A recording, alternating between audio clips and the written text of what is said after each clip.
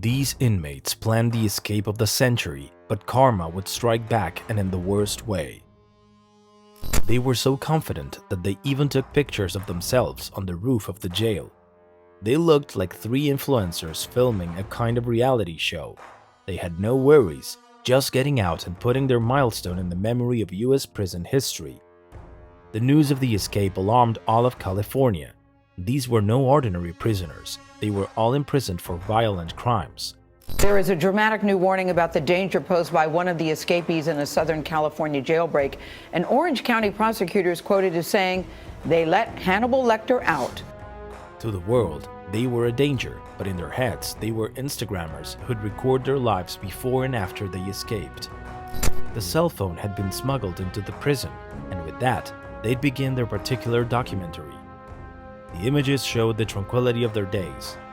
It was as if they were presenting the setup. Everything looked like a reality show where the inmates appeared, the cabins they slept in, and basically what it was like to live inside that prison in Santa Ana, California. The protagonists of the escape mingled with their fellow inmates.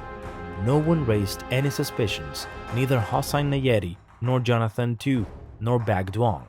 In the first few seconds, nothing suspicious is discernible.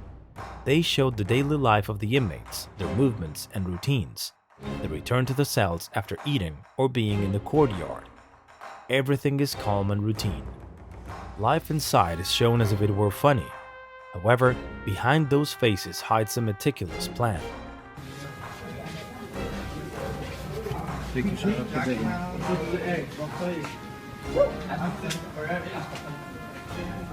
What you see is just a mess, but there they're moving the grate of a ventilation pipe. That's the first door out of the enclosure.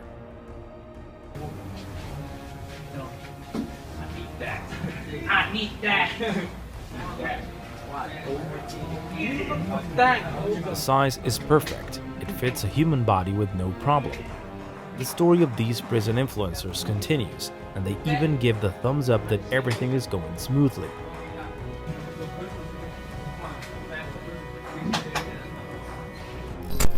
That thumbs up was a sign that they should continue.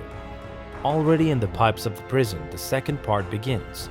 The reality show continues in the darkness with sheets, and now with a task that seems to be more complicated, trying to get through the thick bars that block their way to the roof. However, everything had a solution. It was as if they were really filming a series or a movie. Absolutely everything was working out for them. There were smiles on the faces of the remaining inmates. They were getting closer and closer to their longed-for freedom, but now they had another problem, another big fence blocking their way.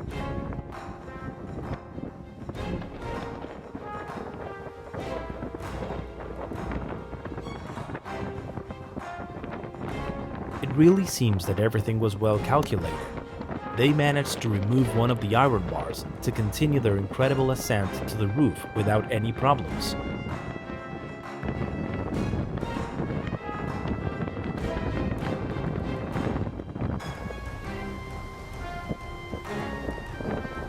The following images are of a different style.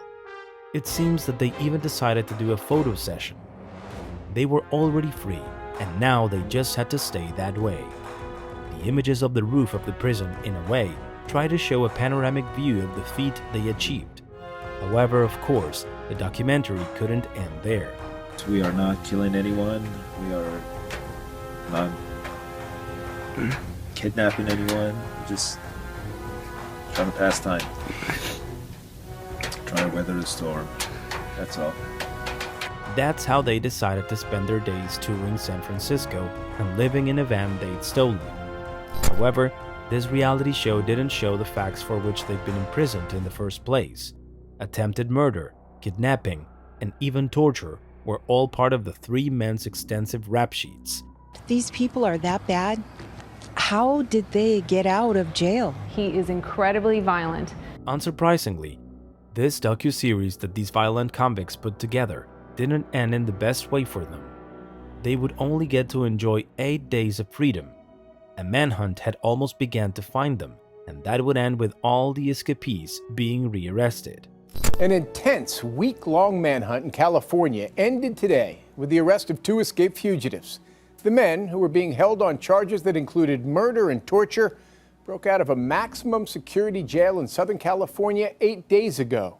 They were recaptured today 400 miles north of that jail, outside a Whole Foods market in San Francisco.